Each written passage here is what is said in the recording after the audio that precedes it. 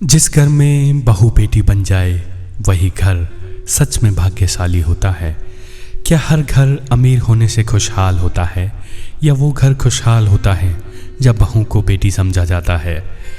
बेटी अगर बहू बन जाए तो घर मंदिर बन जाता है, और अगर बहू सिर्फ बहू ही रह जाए तो वही घर रोज़ इम्तिहान बन जाता है।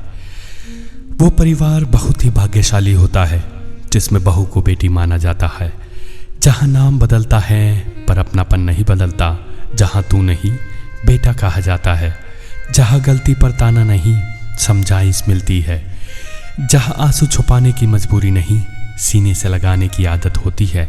वो घर घर नहीं रहता, वो दुआ बन जाता है। एक लड़की जब ससुराल आती है तो अपने साथ सिर्फ कपड़े नहीं लाती, वो अपना पूरा बचपन छोड़ कर आती है। माँ की गोद, पिता का साया, भाई बहन की शरारतें, सब पीछे छूट जाता है। वो नए घर में सबसे पहले एक नज़र ढूंढती है जो उसे अपनापन दे। अगर सास की आवाज़ में ममता हो, अगर ससुर की नज़र में सम्मान हो, तो वही लड़की बहू नहीं रहती, बेटी बन जाती है।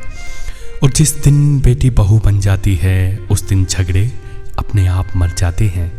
बहू को बेटी बना लिया जाए तो घर खुद संवर जाता है। जहाँ अधिकार नहीं अपनापन सिखाया जाता है, वो घर बहुत आगे जाता है जहाँ रिश्तों को निभाया जाता है। समस्या सास या बहू में नहीं है, समस्या सोच में है। अगर सास माँ बन जाए और बहू बेटी बन जाए तो घर में कभी युद्ध नहीं होगा। रिश्ते आदेश से नहीं अपनाने से चलते हैं। बहू अगर बेटी बन जाए तो वंश नहीं संस्कार आगे बढ़ते हैं। और जिस घर में दिल से रिश्ते निभते हैं वही घर सच में अमीर होता है।